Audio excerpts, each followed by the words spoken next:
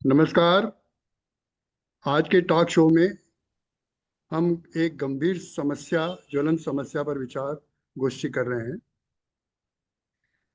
हमारे देश के प्यारे किशोर किशोरियां क्यों अपने जीवन से निराश होकर अपने जीवन की लीला को समाप्त कर रहे हैं। भगवान श्री महावीर जी का संदेश है, जीवेषणा, जी जीवन जीने की इच्छा। जो किशोर जीवन लीला को खत्म करते हैं, वाकई वे जीवन को अपने शर्तों पर जीना चाहते हैं और उपलब्ध साधनों के सहारे नहीं। आज यह सवाल हर जनमानस, हर परिवार और देश में है। आइए इसे समझने की कोशिश करें कि इस समस्या का हल क्या है, क्योंकि स्थिति अस्पष्ट है और हमको इसका कुछ निराकरण करना चाहिए। आज की विशेषज्ञ डॉक्टर प्याली भट्टाचार्य, जो लखनऊ से हैं और संजय गांधी मेडिकल इंस्टीट्यूट में बाल रोग विशेषज्ञ हैं और पिछले 1.5-2 दशक से अडोलसेंट में काम कर रही हैं और पर्टिकुलरली इस विषय पर कि जो बच्चे सुसाइड कर रहे हैं उसका काफ़ी इनका काम है। और मुझे उम्मीद है कि हमारे दर्शकों को, पीडियाट्रिशियंस को, स्कूल की अथॉरिटीज़ को और हमारी सरकार को भी इस मामले में काफ़ी मदद मिल सकती है।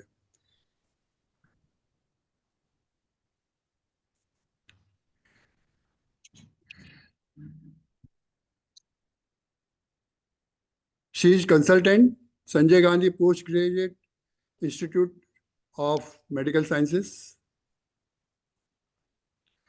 Lucknow.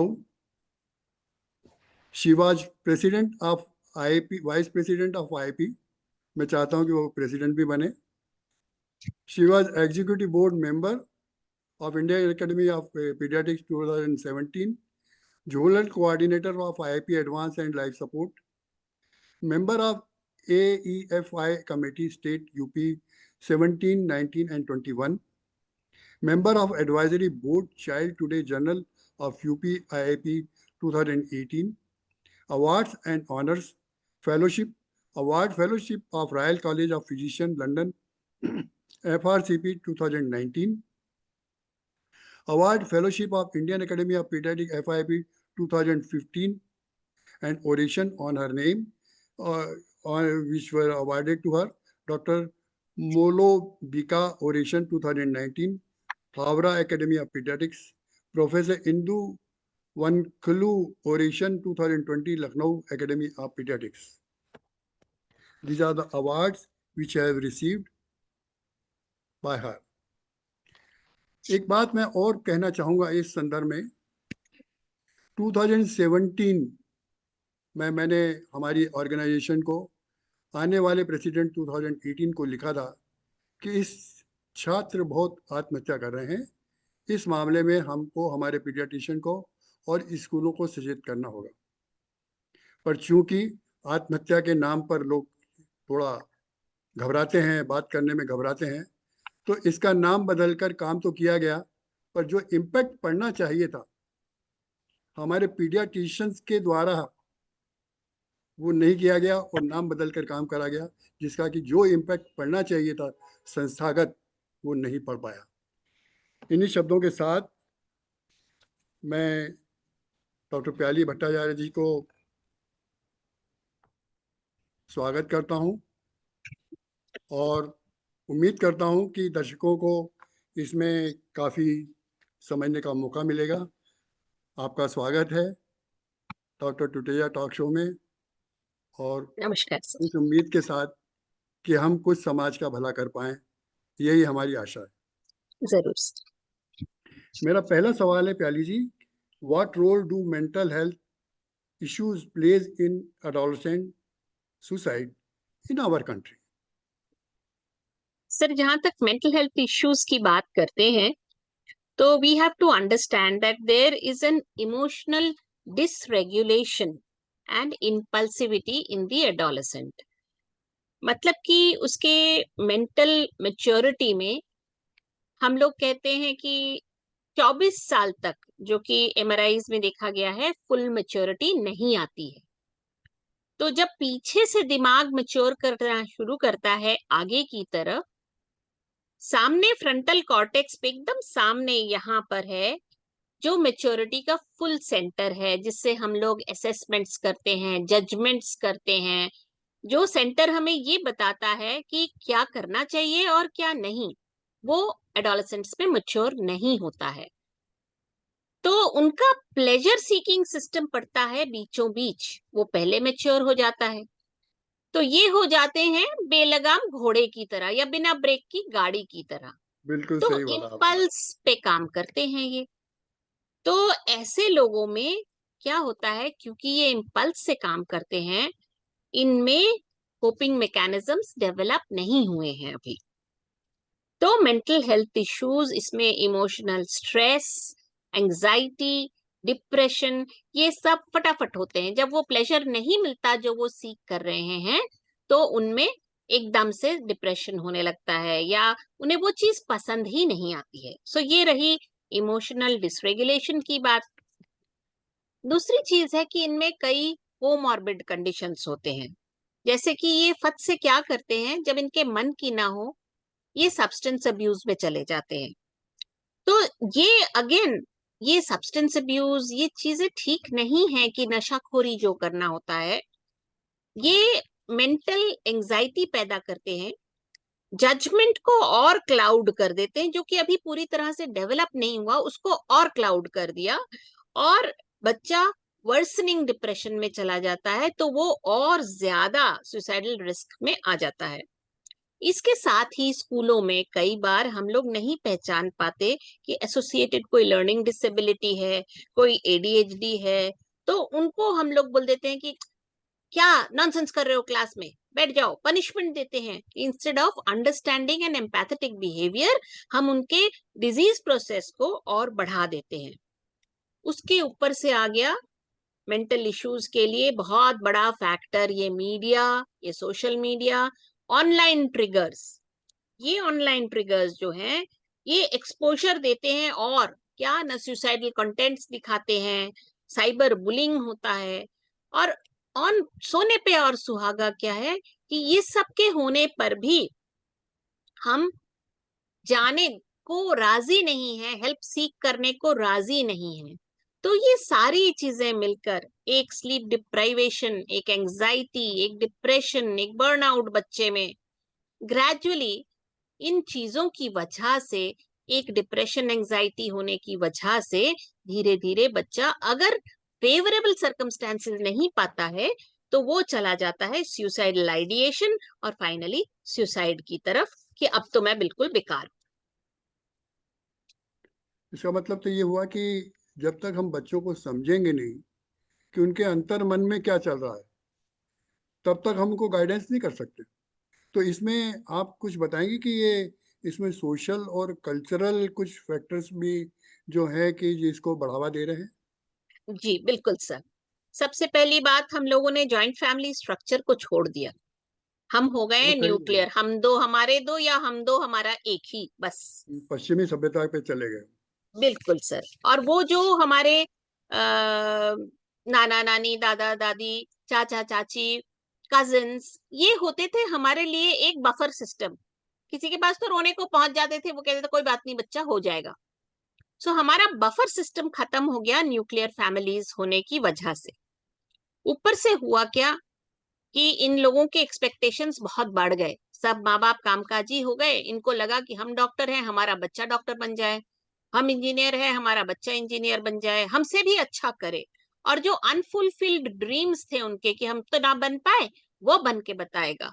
ये सब एक सोशल एक्सपेक्टेशन जो है, ये प्रेशर हो गया बच्चे के ऊपर कि उसको वो करने ही करने हैं चॉइसेस पूरे। तो ये एक बहुत बड़ा सोशल प्रेशर हो गया। इसके अलावा न्यूक्लियर फैमिलीज और फैमिलियल एक्सपेक्टेशंस के अलावा एक जेंडर नॉर्म्स की बात आई कि लड़कियों की शादियां करनी है। अक्सर देखते हैं कि हमारे देश में स्पेशली इंडिया की बात कर रहे हैं, अर्ली मैरिजेस हो जाती हैं। बच्चियों में कोपिंग मैकेनिज्म इतना होता नहीं है, कई बार जेंडर वायलेंस में लैंड करती हैं, अब्यूज होता है, तो बहुत प्रॉब्लम्स होती हैं। इन कल्चरल वैल्यूज की वजह से लड़कियां ब्याह दो फटाफट और फिर हो गया उनका काम खत्म। लड़की ब्याही दामाद को दे दी, लड़का ब्याह बहू को दे दिया, सही ये बात। हो गया। फिर बच्चों में जो हमें देखने को आजकल स्कूलों में मिल रहा है कि रोमांटिक रिलेशनशिप्स में ब्रेकअप हो गया तो बिल्कुल डिप्रेशन, बिल्कुल एंजाइटी, रोना धोना और उसके बाद सुसाइडल आइडिएशन। हम्म, अब आपको याद होगा, बहुत फेमस एक पर्सनालिटी की डेथ हुई थी और उसको मीडिया में बहुत ज्यादा दिखाया जा रहा था। तो ये एक कॉपी कैट टेंडेंसी जो होती है ना, ये भी बच्चों को बहुत घर कर जाती है, बहुत इन्फ्लुएंशियल होती है, स्ट्रॉन्ग मीडिया इन्फ्लुएंस होती है बच्चों पे। जब वो ये सब दिखाते हैं ना कि मौतें और सुसाइडें और ये सब बहुत ज्यादा जब इन्फ्लक्स हो जाता है, तो बच्चों में एक टेंडेंसी होती है कॉपी कैट सुसाइड करने की। वो कोशिश करते हैं कि इसी को कॉपी करें, एक ग्लैमरस चीज हो जाती है उनके लिए। फिर आता है स्टिग्मा और लैक ऑफ सर्विसेज। हमारे सोसाइटी में सर हम देखते हैं कि आस पड़ोस अगर आप नजर दौड़ाओ तो साइकियाट्रिस्ट तो कम है, साइकोलॉजिस्ट भी कम है, और ऊपर से क्या कहते हैं, पागल के यहाँ थोड़ी ना दिखाने जाना है, हम पागल थोड़ी ना दिखते हैं। हम्म, हमारे सोशल बच्चे को स्टिग्मा नहीं हो गया। लेके जाएंगे। बिल्कुल सर, तो ये सब स्टिग्मास जो हैं, ये सब मिल मिला के ये सोशल कल्चरल फैक्टर्स हो जाते हैं जो बच्चे को ठेलते हैं up towards suicide and suicidal ideation. इसमें कुछ एकेडमिक प्रेशर का भी कुछ रोल है क्या? आप इसके बारे में कुछ बताएंगी? क्योंकि बिल्कुल आजकल क्या है कि माता पिता की एक्सपेक्टेशन जो है, या जो उम्मीदें हैं, एक बच्चा है या दो बच्चे हैं तो उम्मीदें बढ़ गई हैं, तो डेफिनेटली उनके ऊपर प्रेशर रहता है कि डॉक्टर का बच्चा डॉक्टर बने, इंजीनियर का बच्चा इंजीनियर बने, है ना? पर ये कोई नहीं बोलता कि नेता का बच्चा नेता बने। सर और चाहिए और चाहिए, और की कोई कमी नहीं है। तो हाँ। एकेडमिक प्रेशर तो सिग्निफिकेंट कंट्रीब्यूटर है sir in adults in India, specially school and college going children में। It leads to depression, to anxiety disorders और सबसे बड़ी लो सेल्फ एस्टीम। जब वो फेलियर होता है ना, हम उसको सिखाते हैं फर्स्ट हो फर्स्ट हो फर्स्ट हो, लेकिन अगर वो फर्स्ट ना हो पाए तो वो क्या करे, ये हम उसको नहीं सिखाते, ना ही हम हम्म, उसको सपोर्ट देते हैं। जब वो फेल हो हम्म, जाता है, कहते हैं नकारा, नालायक, क्यों आ गया घर, तेरा तो मर ही जाना अच्छा था। हम और उसको हाँ, एकेडमिक प्रेशर में डालते हैं। अगर सही बात आप है। एनसीआरबी की डेटा देखो, 2023 में उन्होंने 22 का डेटा रिलीज किया था, जिसमें उन्होंने कहा कि हमारे करीब 23 का जो डेटा है वो 19 का डेटा बता रहा है कि 13,000 करीब स्टूडेंट्स ने साल भर में सुसाइड कर डाला था, यानी कि हम्म, पर डे करीब 35 स्टूडेंट्स सुसाइड कर लेते हैं। हम्म, और 10 से 12 ग्रेड वाले तो वही नीट का प्रेशर, जेई का प्रेशर, फिर आपके ये कोचिंग हब्स हैं इनका प्रेशर। तो यहाँ पर एक एक आइसोलेशन सा ये बच्चे फील करते हैं। ऊपर से पेरेंटल सोसाइटल एक्सपेक्टेशंस जैसा कि मैंने बताया, और हमारा तो सब रिजिड रिजिड एजुकेशनल सिस्टम है, रट्टा मारो और उगल के आओ सारा। तो रोड सिस्टम का जो है ना, ए से एप्पल ही होगा, ए से एंट नहीं होता है। हम बच्चे की क्रिएटिविटी तक को खत्म कर देते हैं इस रोड सिस्टम में। तो ये रिजिड एजुकेशन सिस्टम भी एक प्रेशर है बच्चों के ऊपर। और जैसा कि मैंने कहा कि दूसरे के साथ कंपटीशन, फलां का बेटा ऐसा करके आया, तू तो बिल्कुल नकारा है, तू तो कुछ भी नहीं कर हम्म। पाया। Peer competition is another factor जो बच्चों को पुश करता है, कंट्रीब्यूट करता है सुसाइड रेट्स इस तरह से रेज करने में। तो सर सोचिए कि 35 स्टूडेंट्स पर डे अगर सुसाइड करें, what a loss, what a sad thing to happen. इसका मतलब तो ये हुआ कि ये हमारे जो पेरेंट्स हैं, हमारे देश के भावी माता पिता हैं, वो हमारे बच्चों को एक वाइट कॉलर जॉब की तरफ धकेल रहे हैं, जबकि काम करने के लिए, रोटी खाने के लिए, 8 घंटे की स्लीप के लिए कोई भी दुनिया में काम बुरा नहीं है। दुनिया में कोई भी काम बुरा नहीं है। पर जो ये वाइट कलर जॉब है ना, और ये जो कोचिंग इंस्टीट्यूट और स्कूलों में पढ़ाई और ये वो सब, इस मामले में ज़्यादा चर्चा तो नहीं करेंगे, बट ये है कि इस पर ये जरूर अच्छा है कि अब सरकार इस तरफ ध्यान दे रही है, और हमारे लिए बहुत अच्छा है। पर आप बताएंगे कि ये स्कूलों में जो पहले फिजिकल बुलिंग होती थी, एक दूसरे को चिमटी फोड़ना, ये करना वो करना, पर आजकल बुलिंग जरा ज़्यादा बढ़ गई है स्कूलों में। और अब तो हालत है कि इंटरनेट हो गया तो साइबर बुलिंग भी चालू हो गई। तो बिल्कुल इसके इसमें क्या इफेक्ट पड़ रहा है बच्चों के ऊपर? सर, बहुत ज्यादा bullying and cyber bullying both हम बोलेंगे has serious and growing impact. दोनों वर्ड सर ध्यान रखिए, सीरियस इम्पैक्ट होता है और ग्रोइंग इम्पैक्ट होता है in adolescence and leading them into suicide. इसमें भी सर एक यूनेस्को स्टडी हुई है 2019 में, जिसमें कहते हैं कि 42% of Indian students from the standards, कहाँ सर देखिए कहाँ एज चली गई है, 6 to 12, मतलब 12 साल के बच्चे, 10-12 साल के बच्चे, इन लोगों ने 42% ने they have faced bullying in schools. And NCERT 2023 वाली स्टडी बोल रही है कि there is an increased link between cyber bullying and mental health issues. So multiple sir high profile cases जो पेपर्स में आए हैं, जैसे कि आपने भी दिखाया, उसमें देखा गया है कि sir students have committed suicide because of छोटे छोटे फैक्टर्स हमें लगते हैं, पर उनके लिए तो बहुत बड़े फैक्टर्स होते हैं। किसी को मोटा है कहा है, ओबिसिटी, किसी को काला है, गोरा है, काला है, इस चक्कर में obesity and colour. Then academic performance, गधा है, नकारा है, तेरे से कुछ नहीं होगा। देन जेंडर आइडेंटिटी के ऊपर, ये जो LGBTQ सामने आ रहा है, ये वाली community, gender identity. And then of course socio economic background, तेरी कास्ट अच्छी नहीं है, तेरे पास पैसे नहीं है, गरीब माँ बाप का बेटा यहाँ क्या करने आया है। सो ये सब चीजें जो है ना सर, ये सब बच्चे को बहुत बड़ा एक एक साइकोलॉजिकल ट्रॉमा, जैसे मानसिक आघात PTSD में पहुंच रहा है, मानसिक आघात पहुंच रहा है। शेम, पब्लिक ह्यूमिलिएशन, और फिर इम्पेयर्ड हेल्थ सीकिंग बिहेवियर तो है ही है।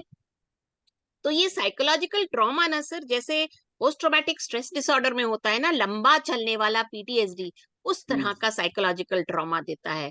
और अगर रिपीटेड बुलिंग हो तो बच्चा सुसाइड कर सकता है। तो हमें ये ख्याल रखना है कि फर्स्ट रिपोर्ट जब वो करे या पियर्स अगर उसको देख लें, तो प्लीज इसको बताएं, इसके बारे में बात करें, ताकि इसके बारे में हम कुछ कर पाए।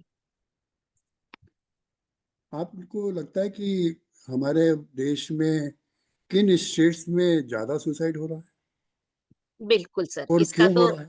बिल्कुल सर, इसमें कई चीजें हैं सर, जैसे कि रीजनल हॉटस्पॉट्स बन गए हैं सर। रीजनल हॉटस्पॉट्स बोले तो तमिलनाडु, आंध्रा, केरला, कर्नाटका, यहाँ पे high risk of student suicide, youth and student suicide हो गया है। क्यों? क्योंकि यहाँ पर ज्यादा एक्सपेक्टेशंस हैं एकेडमिक्स के ऊपर, there are rigid academic expectations.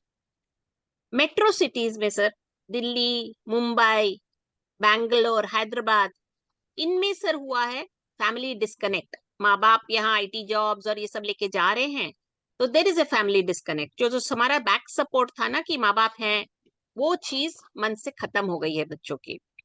बाकी एकेडमिक परफॉर्मेंस प्रेशर है ही है, साइबर बुलिंग इन जगहों पे ज्यादा है। और सिटीज, मेट्रो सिटीज में सर बड़ी आसानी से फंदा लगाने को, फांसी का सामान, आपका औजार, चाकू, ये सब तो बड़े लीगल, जो मतलब जो लीथल वो हैं मेजर्स फॉर सुसाइड, ये तो बड़ी आसानी से मिल जाते हैं, कोई दूसरा सवाल भी नहीं करता। तो ये सबके चलते, और इसके अलावा सर एक बहुत बड़ी चीज है एजुकेशन प्रेशर जोन्स जो हैं, जैसे कि राजस्थान। राजस्थान में इतना ज्यादा परफॉर्मेंस प्रेशर, ये जो हब्स हैं, जो कोचिंग हब्स हैं, इनमें होता कोचिंग है। हाँ, और फिर बच्चा घर से दूर, न दोस्त, न फ्रेंड, न कोई रिश्तेदार नातेदार, एक हॉस्टल में अकेला पड़ा है, उसके ऊपर इतना बड़ा सा परफॉर्मेंस प्रेशर है। और सबसे बड़ी बात, डर, उसके मन में कितना डर है कि अगर मैं फेल हो गया, इतने पैसा खर्चा करके माँ बाप ने मुझे यहाँ भेजा है, तो क्या हो जाएगा। सो ये डर बहुत बड़ी फैक्टर है सर। आप बताएंगे कि ये जो हमारे सोसाइटी के गेट कीपर हैं, जैसे टीचर हैं, पेरेंट्स हैं, या नेता लोग हैं, या धार्मिक नेता हैं, उनको किसी बच्चे को देखें तो क्या नोट करना चाहिए कि जिससे उनको मालूम पड़ जाए कि ये बच्चा कुछ गलत या सुसाइड करने वाला है या जीवन लीला को खत्म करना है? ऐसे कुछ साइन सिम्टम्स दिखते होंगे ना, मतलब जैसे कि, है ना? आप इनके बारे में कुछ दर्शकों को बताएंगी आप? बिल्कुल सर, सबसे पहला जो होता है वो इमोशनल एंड साइकोलॉजिकल साइन होता है। जैसे कि इमोशंस में वो परसिस्टेंट सैडनेस दिखाएगा, मतलब आज मेरे फादर की अगर डेथ हो गई है तो मैं ऑब्वियसली इमोशनली थोड़ा तो दुखी होंगी ही होंगी, पर अगर मैं दुखी ही हुए जा रही हूँ, साल हो गया, 6 महीने हो गए और मैं दुख से उभर ही नहीं पा रही हूँ, जैसे परसिस्टेंट सैडनेस है, या फिर सर मूड स्विंग्स हो रहे हैं, कभी गुस्सा नरम और गरम, नरम और गरम, किसी बात पे भी खौल जा रहे हैं, माँ बाप ने कहा बेटा यहाँ बैठ जाओ, क्यों बैठूं? सो मूड स्विंग्स, ये इमोशनल और साइकोलॉजिकल साइंस मिलते हैं। हम्म, इसके अलावा सर कुछ वर्बल क्यूज मिलते हैं, जैसे कि my life is not worth it, हाँ, you will be better off, मैं न रहूं ना रहूं, तुम लोग मेरे ना रहने से ज्यादा अच्छे रहोगे, इस तरह की बातें, वर्बल क्यूज।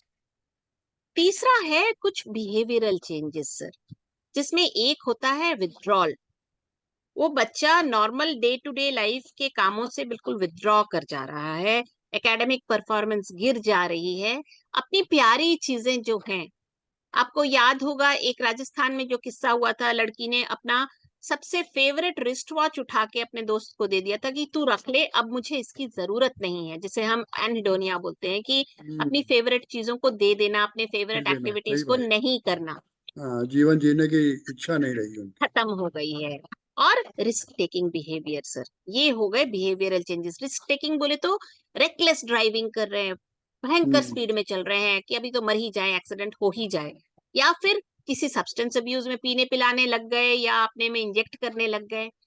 एक बहुत इस बिहेवियरल इश्यू में स्ट्रॉन्ग इंडिकेटर होता है सर, वो होता है एनएसएसआई, मतलब सीरियस, उसमें सुसाइड नहीं होता है बट सेल्फ हार्म होता है, अपने को कट मार्क्स कर रहे हैं या ऐसा कुछ हो रहा है, तो उसमें फिर बड़ा डर वाली बात हो जाती है। ऐसा बच्चा अभी तो नहीं किया है इसने, पर later on may land into suicidal tendencies. तो सही बात। ये हो गए आपके emotional, verbal and behavioural cues, तीनों जिससे आप पहचान सकते हैं। इसके अलावा भी सर अगर आपको बच्चे के कमरे में चाकू, रस्सी, दवा, आपके फिनाइल का डब्बा या ऐसी चीजें या कीटनाशक, ये सब चीजें मतलब प्रिपरेशन फॉर डेथ, अगर वो हम्म, खोज रहा है इंटरनेट में कि कैसे हैंग करके मरूं, क्या क्या चाहिए, या सामान ऐसे लाके रखे, तो वो प्रिपरेशन ऑफ डेथ अगर आपको दिख जाए तो फिर तो तो उससे बहुत ही, बचाना चाहिए बच्चों को, वो बिल्कुल तो उनको बहुत ही, बचाना। मतलब ये बच्चा अब सुसाइड करने वाला है, आप जान जाएं ये कि ये प्रिपरेशन है चालू हो इसके। चुकी है उसकी। यस। आपने बहुत अच्छे से सोशल स्टिग्मा के बारे में बताया पहले एक सवाल में आपने, इसमें और कुछ ऐड करना चाहेंगी आप? बिल्कुल सर, ये जो सोशल स्टिग्मा होता है ना, कैसे हम बच्चों से कहते हैं, जरा सा वो लोग वीक हुए, जरा सा रोए धोए तो बोले क्या है, रोने लग जाते हो बात बात पे, डोंट बी हम्म, वीक, हाँ, व्हाट विल पीपल से, यार मैंने बच्चे को ऐसे बड़ा किया है क्या, मतलब दिस डिस्करेजेस कन्वर्सेशन बेसिकली। हम्म, तो ओपन कन्वर्सेशन सर हमारे सोसाइटी में है ही नहीं इन चीजों को लेके, एंजाइटी डिप्रेशन को लेके, and these children actually suffer in silence. Hmm, इनमें जजमेंटल फियर होता है कि लोग हम्म, मुझे क्या कहेंगे, सोशल रिजेक्शन हो जाएगा, हम्म, एंड ये फियर जो होता है ना इनमें ना, कोई कहता है कि अरे ड्रामा क्वीन है, कोई कहेगा अटेंशन सीकिंग बिहेवियर है, बात बात में टेंशन सीकिंग कर रहे हैं, कोई कहेगा पागल है यार, जाने छोड़ दे इसकी बातें क्या सुनना। इसके अलावा भी सर सोशल स्ट्रक्चर में हमारे इंस्टीट्यूशनल सपोर्ट नहीं मिल पाता। कितने स्कूलों में सर आप देखो काउंसलर्स हैं, they will ignore these issues and symptoms of anxiety depression को मिस इंटरप्रेट करते हैं, कहते हैं ये तो डिफाइंट चाइल्ड है, ये तो लेजी चाइल्ड है, तो वो समझ ही नहीं पाते हैं क्योंकि उनकी कोई ट्रेनिंग ही नहीं होती है। और पेरेंटल डिनायल तो रहता ही है सर, है ना, फेज है, कोई बात नहीं, बच्चा पास ओवर हो जाएगा। सो अदरवाइज क्या कहते हैं, स्पिरिचुअल एडवाइस देना शुरू करेंगे, भगवान का नाम लो सब ठीक हो जाएगा, है ना, हाँ, या फिर ज्यादा और प्रेशर, थोड़ा और पढ़ ले, और पढ़ ले, या फिर पनिशमेंट होता है, दो चार चांटे कमरे में बंद, ये छीन लूंगा, खेलना नहीं, फ्रेंड से बात करने की जरूरत नहीं, और पढ़ तू, और पढ़। सो ये सब चीजें सर सोशली बच्चे को और ज्यादा जो है प्रॉब्लमैटिक सिचुएशन में इसमें लैंड कर कुछ देते हैं। पहली जी, आप इसमें कुछ इकोनॉमिक रोल भी पेरेंट्स का रहता है? बिल्कुल सर, सोशियो इकोनॉमिक रोल, बिल्कुल कि सर, जिस परिवार बिल्कुल। से, बड़े परिवार से है तो उनके बच्चे ज़्यादा कर रहे हैं, और छोटे परिवार से हैं या गरीब परिवार से हैं या मीडियोकर हैं, तो उनमें कम हो रहा है, ऐसा भी कुछ है क्या? सर ये जो सोशियो इकोनॉमिक फैक्टर होता है ना सर, जिसमें इकोनॉमिक जुड़ गया, वो हम्म। बोथ सर मेंटल हेल्थ को भी इन्फ्लुएंस करता है और एक्सेस टू सपोर्ट को भी हेल्प करता है, वो इन्फ्लुएंस करता है। तो जो जैसे मैं एनसीआरबी कोटा को कोट कर रही हूँ, एनसीआरबी 2023 में बोला है कि एडोलेसेंट जो सुसाइड्स हुए केसेस, उनका जब लिस्ट देखा गया, नंबर 1 पे फैमिलियल प्रॉब्लम्स थी और नंबर 2 पे इकोनॉमिक प्रॉब्लम्स थी। पावर्टी, बहुत पावर्टी इनको इफेक्ट करती है, it's a huge stressor sir. तो क्या होता है कि ऐसे बच्चे जो पुअर बैकग्राउंड से आते हैं, एक केस तो आपने सुना ही होगा कि 6 बार उसने नीट दिया, 6 बार ऑल इंडिया फर्स्ट आया, लेकिन पैसे न होने की वजह से मेडिसिन पढ़ नहीं पाया। तो ऐसे बच्चे का इमोशनल सपोर्ट कहाँ आएगा सर? कोई तो आगे निकल के आए उसको सपोर्ट करने के लिए। सही तो बात इकोनॉमिक वो जो होता है, उससे बच्चा एक तो स्कूल जाना बंद कर देगा, फीस नहीं दे पा रहे हैं, ड्रॉप आउट रेट्स बढ़ जाते हैं, और लड़कियों को तो ब्याह ही कर देते हैं, जाओ भैया लड़की ब्याह दो, कुछ तो करें। फिर हमारे काउंसलर्स बड़े कम हैं, और बाद में उन लोग को डर लगता है सर कि अगर हम नहीं पढ़ पाए, अगर ड्रॉप आउट हो गया, तो उनके दिमाग में क्या खेलता है कि हमारा फ्यूचर क्या होगा, हमें कोई नौकरी देगा नहीं देगा, हम कैसे फैमिली को हेल्प कर पाएंगे। कई चीजें उनके दिमाग में खेलने लगती हैं, और वो एक बहुत बड़ा career anxiety is a very big pressure. और जिस बच्चे के ऊपर ये इकोनॉमिक इंस्टेबिलिटी हो ना सर, वो सब्सटेंस अब्यूज में भी जाता है, वो एंजाइटी डिप्रेशन में भी जाता है। तो एक बीमारी से 100 बीमारी लगती है ऐसे बच्चों को। सही बात। तो इकोनॉमिक इंस्टेबिलिटी बच्चे को कैरियर इंस्टेबिलिटी, साइकोलॉजिकल इंस्टेबिलिटी और सब कुछ लाती है, और साथ में सब्सटेंस अब्यूज और बड़ा करके लेके आती है। तो उन लोग आपकी बच्चों में रिस्क ऑफ सुसाइड तो बढ़ेगा ही ना। आपकी इस चर्चा से मुझे ये समझ में आया कि अब गवर्नमेंट को, हमारी सरकार को, शिक्षा और चिकित्सा दोनों को फ्री कर देना चाहिए, जिससे कि हम बच्चों को बीमारियों से भी बचाएं और उनको शिक्षा भी अच्छी दें, कि जिससे देश हमारे प्यारे देश को गौरवान्वित करें। ऐसा ऐसा इन बात से, इस चर्चा से मुझे यही समझ में आ रहा है कि यही होना चाहिए। और आजकल प्रिंट मीडिया भी इस तरफ झुक रहा है कि शिक्षा और चिकित्सा आप कहीं भी चार्ज करो, जो भी टैक्स लगाना लगाइए, पर इन दोनों को मुक्त कर लीजिए आप। इसमें आप सर बताएंगे कि ये जो बच्चों के दोस्त रहते हैं, पीयर रहते हैं, हम्म, उनका भी कुछ वो भी बचा सकते हैं और वो भी उनको प्रमोट कर सकते हैं दोनों तरफ, मतलब बिल्कुल पॉजिटिव साइड भी और सर। नेगेटिव साइड भी। सर तो आधे टाइम तो हम दोस्त के गलबैया करके घूमते हैं, ये मेरा दोस्त, ये मेरा अच्छा दोस्त, ये मेरा सबसे अच्छा दोस्त। तो आधे टाइम तो हम दोस्तों के बीच में ही रहते हैं। जो हाँ, बातें हम और किसी से शेयर नहीं कर पाते, वो हम अपने दोस्तों से करते हैं। आज भी वो स्कूल कॉलेज के दोस्त हमारे बरकरार हैं, आपके भी होंगे सर, कि बिल्कुल। उनके साथ ही हम एक शेयरिंग कर पाते हैं अपने थॉट्स की। तो दोस्त में सर पॉजिटिव सपोर्ट तो बहुत अच्छे होते हैं, चड्डी बड्डी जो हमारे होते हैं, उनके साथ हमारी बहुत अच्छी पॉजिटिव सपोर्ट सिस्टम बन जाती है। वो हमारे लिए एक, they are an emotional buffer against any stress. आप जाओ उसको बड़बड़ाओ और सब ठीक हो जाता है। उससे आइसोलेशन, एंजाइटी, डिप्रेशन जो मन के अंदर रह के हम बड़बड़ाते हैं, उससे दोस्तों को जाके बड़बड़ा देना बहुत बेटर है, क्योंकि उससे बेहतर। हमारा एक एक सॉर्ट ऑफ रिलीव मिल जाता रिलीफ है, मिला, वेंट आउट हो जाते हैं बच्चे, वेंट ऑफ हो जाते हैं, हवा वेंट आउट हो निकल जाते जाती है हैं। थोड़ी इसलिए सी। मैं बार बार हमेशा बोलता हूँ कि बातें गिरा देती हैं फासलों की दीवारें। बिल्कुल सर, बिल्कुल दीवारें सही। तभी गिरेंगी जब हम बोलेंगे, हम हमारा मुंह खोलेंगे, हमारे इमोशंस बताएंगे, तभी तो दीवारें गिरेंगी, नहीं तो गिरेंगी कैसे? और बिल्कुल जब सर। दीवारें अब नहीं गिरती हैं, तो हम्म, इसीलिए ये सब बिल्कुल सर, अब तकलीफ हम अपनी आगे हो एग्जाम्पल जाती दे दें सर आपको कि हम बायोलॉजी में बहुत अच्छे थे, और हमारे दोस्त बहुत अच्छी थी मैथ्स में। तो हमने फादर को बोला, फादर हमें मैथ्स नहीं पढ़ना है। है। हमको बहुत डिप्रेशन हो रहा था क्योंकि नंबर ही नहीं आते थे। तो उस लड़की ने, आज भी याद है सर, अंजू कपूर, अंजू ने मेरे को बैठा के मैथ्स पढ़ाना शुरू किया और मुझे बोला तू मुझे बायोलॉजी पढ़ा, मेरी बायोलॉजी कमजोर है। और रिजल्टेंट ये हुआ सर कि हम लोग जब 11th का एग्जाम दिए, तो हम दोनों ही दोनों सब्जेक्ट्स में क्रेडिट मार्क्स लेके आए। दैट तो इज ये ग्रेट होता है example. Peer influence. Yes, this is a positive peer influence, बिल्कुल सर, जो एंड आपने दे बताया। आर एक्चुअली वही हमारे लिए, they early detect our problems, they tell us to seek help, they normalise sir, open से कन्वर्शन हो जाता है कि वो स्टिग्मा टूट जाता है कि बात मत करना, बी साइलेंट अबाउट इट, वो सब टूट जाता है सर। सो ये जो हेल्दी कोपिंग एक स्ट्रेटेजी होती है ना, वो पियर्स के सपोर्ट से रहने से होता है।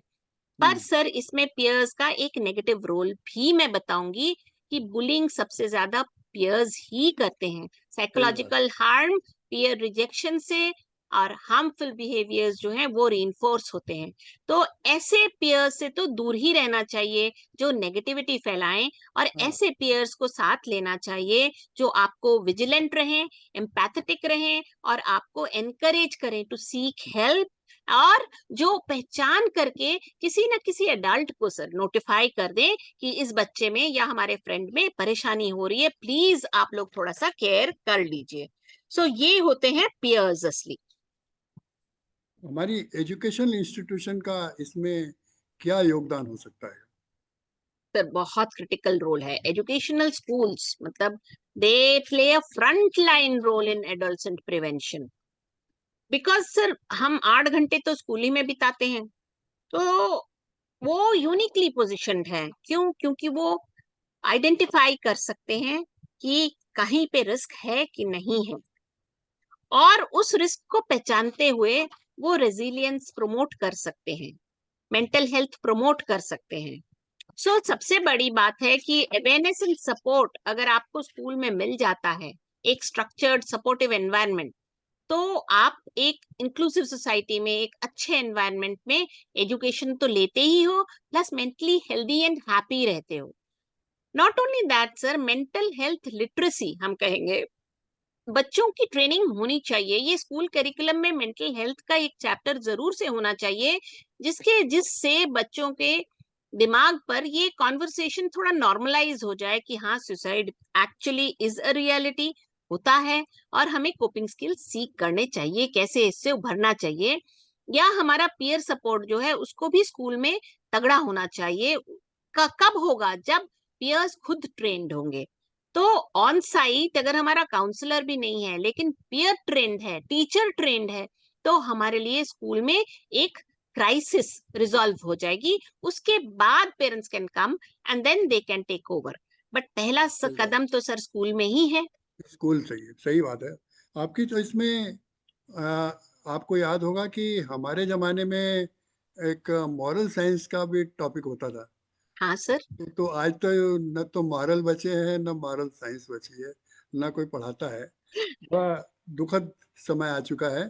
तो आप बताएंगे कि ये सोशल मीडिया का क्या रोल है इसमें? सर सोशल मीडिया बड़ा कॉम्प्लेक्स है, बड़ा दुधारी तलवार है, it is a dual impact absolutely. हम इस जमाने में सोशल मीडिया से उन्हें हटा तो नहीं सकते, हम उन्हें लिटरेसी दे सकते हैं social media. So it depends sir कि how much they are seeing, how they are seeing, what they are seeing and why they are seeing it. तो पॉजिटिव्स जैसे हैं, जैसे कि सोशल मीडिया से आपके कनेक्शंस बनते हैं, आपके एक्सप्रेशंस एंड इंफॉर्मेशन बढ़ती है, वैसे ही नेगेटिव्स बड़े गड़बड़ हैं सर। नेगेटिव्स क्या है कि ये कांस्टेंट एक कंपैरिजन देते हैं, ये नहीं तो वो उसका इतना अच्छा है, वो बाहर विदेश घूमने गया है, वो इतनी गोरी है, उसके बाल इतने लंबे हैं। सो एक बच्चे में ना लो सेल्फ एस्टीम होने लगता है कि सही मैं बात। उसके जैसा, उसकी साड़ी मेरी साड़ी से सफेद कैसे। तो वो एक फीलिंग, वो बच्चे जो हैं they compare their appearances, their successes, their lifestyle, वो हर साल विदेश घूमने जाते हैं, हम तो नहीं जाते। Leads to body image issues sir, feeling of inadequacy, feeling of depression, feeling of anxiety. तो ये बच्चे जो है ना, ये अपने आप को हीन देखने लगते हैं कि हम उस लेवल पे नहीं पहुंच पा रहे हैं। और हमारे बच्चे जो हैं, जो एनसीईआरटी और यूनिसेफ स्टडी हुई थी उसमें कहते हैं कि 4 से 6 घंटा डेली ऑनलाइन ही रहते हैं ये बच्चे। ओह। तो ये इनको एक्सपोजर होता है सर साइबर बुलिंग का, क्यों नहीं होगा इतनी देर अगर रहेंगे तो। एडिक्शंस, ऑनलाइन एडिक्शन हो रहा है बच्चों को, निमहांस भेजना पड़ रहा है इन सब चीजों के लिए। स्लीप डिप्राइवेशन हो रहा है and decline in academic performance, जो कि हम लोग मेन मानते हैं कि अच्छे पढ़ोगे तो पढ़ोगे लिखोगे बनोगे नवाब, मुझे है ना। नवाब तो वो नवाब नवाब बनाना बनने, चाहते हैं हम। बिल्कुल सर। और फिर जो है वो फोमो का मतलब हमारा पता नहीं क्या मिस हो गया अगर ऑनलाइन नहीं हाँ, रहे तो। सही तो बात। हाँ, फियर ऑफ मिसिंग आउट, है ना। उससे अगेन एक एक लोनलीनेस, एक एंजाइटी अगर गए तो। और सबसे बड़ी बात है ना सर, हार्मफुल कंटेंट्स को एक्सपोजर हो रहा है इन लोगों का, पोर्नोग्राफी है, टॉक्सिक। अब छोटी सी चीज है सर, न्यूट्रिशन, डाइट। डाइट में देख लीजिए कितनी तरह की डाइटें उनको समझा दी जाती है पतले रहने के लिए और करके। There are toxic diets which are being promoted online. खाने की चीजें टॉक्सिक थिंग फॉर देम। तो एक तो junks, toxic diets, and sir फिर दूसरे अनरियलिस्टिक ब्यूटी प्रोडक्ट्स। मतलब आप सोचो एक प्रोडक्ट निकला था जो काले को गोरा कर दे। आज तक तो हमने नहीं सुना सर कि क्रीम लगाने से काला गोरा हो जाता है। तो वो सब चीजें देखने के बाद ना, these are all, they are expose to such harmful contents in the media कि सोशल मीडिया के दुर्गुण भी बहुत ज्यादा हैं। तो एक एक बैलेंस रीच करना पड़ेगा between the positives and the negatives. और अपने आप को रोकना पड़ेगा, अपने आप को प्रॉमिस करना पड़ेगा कि मैं इतनी देर और ये कंटेंट देखूंगा। और जहां तक हो सके फैमिली के साथ देखें तो अच्छा रहता है। सही बात है। आप बताएंगे कि ये हमारे देश में जो साइकेट्रिस्ट हैं या काउंसलर हैं या साइकेट्रिस्ट, ये साइकोलॉजिस्ट हैं, उनकी कितनी उपलब्धता, कितनी अवेलेबिलिटी है हमारे देश में? सर ये आपने पूछ के बहुत उजागर कर दिया चीज को। एक्सट्रीम शॉर्टेज है सर, एक भी नहीं है 1 लाख पॉपुलेशन पे, 0.75 पर 1 लाख पॉपुलेशन है। जबकि सर उसमें चाइल्ड साइकियाट्रिस्ट या एडोलेसेंट साइकियाट्रिस्ट तो और कम है। हम तो टोटल प्रोफेशनल ट्रेन्ड साइकियाट्रिस्ट की बात कर रहे हैं, 1 लाख पॉपुलेशन पे एक से भी कम है, 0.75 है। WHO ये रिकमेंड करता है 1 लाख पे 3 कम से कम होने चाहिए, जबकि हमारे देश में एक कंप्लीट भी नहीं मिलता है हमें। So this will lead to what, stigma मिलेगा, लैक ऑफ अवेयरनेस है, बच्चों को डिस्करेज करेगा हेल्थ सीकिंग बिहेवियर के लिए। कहाँ जाएंगे सपोर्ट के लिए, स्कूल में भी सपोर्ट नहीं है। अब रूरल अर्बन डिवाइड तो और ज्यादा है सर, अर्बन सेंट्रिक है हमारा सारा हेल्थ केयर। तो अर्बन में तो आपको एक आध साइकियाट्रिस्ट और साइकोलॉजिस्ट दिख भी जाए, रूरल एरियाज में किधर है, कोई भी नहीं है साइकियाट्रिस्ट। हमें तो नहीं नहीं। पता यूपी में कोई भी है ऐसा जो रूरल एरिया में मिलता हो। लिमिटेड है सर, एडोलसेंट फोकस प्रोग्राम्स भी बहुत लिमिटेड हैं। There are major gaps absolutely, awareness में, इंफ्रास्ट्रक्चर में, and this makes the youth very very vulnerable. बहुत ही अच्छी चर्चा रही आपके साथ। और मैं दर्शकों को आप क्या बताएंगे कि व्हाट आर द, जैसे हम गिनते हैं ना 1 2 3 4, उस हिसाब से what are the primary causes of suicide in our country, and just on the tip of the finger that they should know कि ये कारण है और इनसे हमने अपने बच्चों को बचाना है। उसके जी बाद फिर सर। मैं आपकी आपको सुनने के बाद मैं इसका समापन करना चाहूँगा कुछ मेरे सजेशंस के द्वारा। और कुछ कहना चाहूँगा इस कारण में, क्योंकि पिछले 2017 से मैं इसमें इन्वॉल्व हूँ। तो मैं चाहता हूँ कि कुछ जो मेरे मन में घूम रहा है मैं उसको उजागर कर दूं, क्योंकि मैं खुद बोलता हूँ कि जो मन में हो उसको उजागर कर दें। तो आप बताएं थोड़ी प्राइमरी काजेज, जैसे कि दर्शकों को, पीडियाट्रिशियन को मालूम पड़ जाए कि इन इन चीज़ों को हमको हमेशा, कोई बच्चा क्लिनिक पे आ रहा है या पेरेंट्स के लिए परिवार में है या टीचर है, कि वो देख ले कि मतलब ये बच्चा क्यों इस तरह है। तो ऐसे एक मतलब तीनों जगह पे अगर आप थोड़ी थोड़ी सी अगर टिप्स दे देंगी तो मेरे ख्याल से दर्शकों को और पीडियाट्रिशियन को, टीचर्स को, पेरेंट्स को काफ़ी मदद मिल सकती है। सर सबसे पहला तो हमारे देश में, इंडिया में एकेडमिक प्रेशर है। तो बच्चे को हमें, एकेडमिक प्रेशर ठीक है सर, उसको समझाएं कि हाँ पढ़ना बहुत जरूरी है, पढ़ना लिखना अच्छा होता है, पर it should be a celebration of academics rather than कि वो फेलियर हो जाए तो सुसाइड कर ले। तो बड़े प्रेम से होना एग्री। चाहिए ये काम, प्रेशर से नहीं होना चाहिए।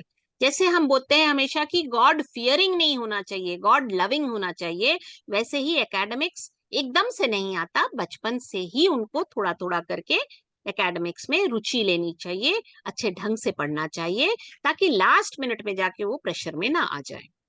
सो फैमिली इश्यूज इसमें बहुत हेल्प करते हैं, टीचर्स इसमें बहुत हेल्प करते हैं। तो primary causes sir academic pressure होता है, पीयर प्रेशर होता है और बुलिंग होता है। इसके अलावा घर के इश्यूज, अगर ब्रोकन फैमिली है, माँ बाप अपने फ्रस्ट्रेशन को बच्चे पे निकालते हैं, तो ऐसे में भी फैमिली इश्यूज में बच्चा मेंटली बहुत ज्यादा प्रॉब्लम में आ जाता है। Then of course there are mental health disorders. हम सभी जानते हैं सर मेडिकली कि वही 13-14 साल के आसपास जो मेंटल हेल्थ प्रॉब्लम्स होते हैं वो उजागर होने शुरू हो जाते हैं, दिखने शुरू हो जाते हैं। तो उनको रिकग्नाइज करना चाहिए, एडोलेसेंट में ही हम रिकग्नाइज करें। जैसे सिजोफ्रेनिया एक ऐसी बीमारी है सर, उसको करेक्टली अगर हम ट्रीट करें मेडिसिन से, तो बच्चा एक नॉर्मल लाइफ जी सकता है। अदरवाइज वो मिस हो जाए ना, तो बच्चे की जिंदगी दुभर हो जाती है बिल्कुल। सही बात। तो मेंटल हेल्थ डिसऑर्डर्स को, लर्निंग डिसऑर्डर्स को, इनको हमें पहचानना पड़ेगा। और ये सोशल मीडिया जो है ना, ये मैंने कहा ना दुधारी तलवार है। करेक्ट यूज बच्चे को सिखाना पड़ेगा इसका, कि ये सोशल मीडिया तुझे टारगेट कर रही है तो क्यों टारगेट कर रही है, क्योंकि तेरे दिमाग में अभी वो जजमेंट नहीं आया है, आजा डिस्कस करें क्या है क्या नहीं है। इससे सीखने को भी बहुत मिलता है, पर देन पेरेंट्स अगर संग में बैठ के देखें तो बड़ा अच्छा हो जाए। और फिर सर उम्र का तकाजा है, रोमांटिक रिलेशनशिप्स भी लाइन में लगे ही हैं, ब्रेकअप होता है। आजकल वैसे ब्रेकअप पार्टीज भी होने लग गई हैं सर। तो ब्रेकअप में दिल तो गुड दुखता है, न्यूज। अब ब्रेकअप पार्टीज होने लग गई हैं। और दूर रहें सर बच्चे सब्सटेंस अब्यूज से, ये सबसे बड़ा रिस्क फैक्टर ये होता भी है आजकल स्कूलों कि के आसपास काफी हो रहा है। बिल्कुल सर, जबकि ये लॉ है कि कुछ किलोमीटर की परिधि में ऐसी कोई चीज नहीं होनी चाहिए, इंक्लूडिंग जंक्स। तो पर यस। ये है सर, इसको हमें समझना पड़ेगा और बच्चे को समझाना पड़ेगा, बहुत जरूरी है। तो पेरेंटल सपोर्ट, स्कूल का सपोर्ट और फ्रेंड्स का सपोर्ट, तीन जिस बच्चे को मिल जाए, बाकी तो हम लोग डॉक्टर अंकल आंटी लोग हैं ही हैं बात करने को, बिल्कुल पर ये बिल्कुल सही। तीन अगर उनको मिल वी जाए आर तो ऑलवेज अवेलेबल फॉर देम। हमारे बहुत देश बढ़िया। के प्यारे बच्चे हैं, उनको बचाने में हमारा जितना भी योगदान हो उतना कम है। जितना ज्यादा दे सके हमें देना चाहिए। तो फिर और हमारे सर नन्हे मुन्ने राही हैं, देश के सिपाही हैं। सही है, सही बात तो है। हमारे देश के बच्चों को बचाना है तो अडोल्सेंट हेल्थ एकेडमी इसमें काफी रुचि लेकर काम कर रही है और काफी साल से कर रहे हैं। अब मैं समापन की ओर चल रहा हूँ तो मैं कुछ कहना चाहता हूँ जो मेरे मन में घूम रहा है। अगर आपको अपना बचपन याद हो तो जब आप स्कूल से आती थी तो आपकी मम्मी जो है वो दरवाजे पे खड़ी होती थी, आपको टच करती थी, और उस टच में उनको सब मालूम पड़ जाता था कि मेरी बच्ची आज दिन भर स्कूल में कैसे गुजार के आई है। क्योंकि बिल्कुल वो सर। टाइम देती थी, टच करती थी और बात करती थी, बेटा कैसा रहा दिन, तेरे को टिफिन दिया तो तूने खाया कि नहीं खाया। तो बच्चे के मन में कोई उदासी भी हो तो वो दूर हो जाती थी। एक टेंडरनेस, एक माँ की जो दया का भाव और एक टच में जो दया का भाव मिलता था, आज तो बच्चे माता पिता घर पे होते ही नहीं, वो तो जॉब पे होते हैं। तो बच्चा तो ताला खोलता है, घर के अंदर आता है, टिफिन में फ्रिज में से सामान निकालता है, गर्म करता है, खाना खाता है।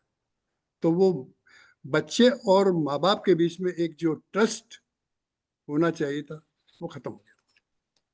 तो जो बच्चा जो कुछ भी कर रहा है तो उसकी जितनी समझ है, जो फ्रंटल लॉक उसका कॉर्टेक्स जितना डेवलप हुआ है उसी हिसाब से ही वो चल रहा है, समाज के या परिवार के हिसाब से नहीं चल रहा। इट्स ए बिगेस्ट काज। हमारे राष्ट्रपिता महात्मा गांधी जी ने कहा था, और शायद हमारे पेरेंट्स यही करते थे, हेड फॉर थिंकिंग। अगर उसने टच करा तो सोचना कि बच्चे को क्या हुआ है, और उसके ऊपर सिर पे हाथ रखा है तो उसको हेल्प कर रहे हैं कि अगर कोई तकलीफ है तो निकल जाए। और दिल तो है ही, दिल तो प्यार कर रहा है, और प्यार कर रहा है तो बच्चा क्यों आत्महत्या करेगा। एक बहुत बड़ा कारण है कि एक फैमिली का जो एटमॉस्फेयर बच्चों को मिलना चाहिए आज की तारीख में हमारे देश में, वो बच्चों को नहीं मिल रहा है। इसीलिए बॉलीवुड की अभिनेत्री ने बड़ा अच्छा सा लिखा था एक बार, दीपिका पादुकोण जी ने। और अगर किसी को देखें, जैसे कि मैंने आपसे पूछा कि पेरेंट्स को क्या देखना चाहिए, तो बड़े तीन शब्द, तीन लाइन में उन्होंने पूरी कहानी इसकी कह दी, अवसाद दबे पांव आकर बैठ जाता है, चलो इसको पहचाने। अवसाद दबे पांव आकर बैठ जाता है, आओ इसे पहचाने। हल्की सी कोई नजर चुराए, वो देखें दोबारा। कोई नजर चुरा रहा है मतलब कुछ न कुछ गड़बड़ है। जरा सा कोई सही ना लगे तो उसे पूछें दोबारा। भाई क्या बात है। आपके आने का डॉक्टर टुटेजा टॉक शो में बहुत तहे दिल से धन्यवाद। आपने अपने बिजी शेड्यूल में से इतना टाइम निकाला हमारे लिए और हमारे दर्शकों के लिए, उसके लिए बहुत बहुत आभार। उम्मीद है कि और किसी भी नए सब्जेक्ट पर हम और भी गहन चर्चा करेंगे। सीमाएं चर्चा की बहुत हैं और देश हमारा बहुत रिच है और हमारे देश के बच्चों की हम जितनी भी सेवा कर सकें बहुत कम है। बहुत बिल्कुल बहुत सर। धन्यवाद। Thank you very much. नमस्कार सर। नमस्कार।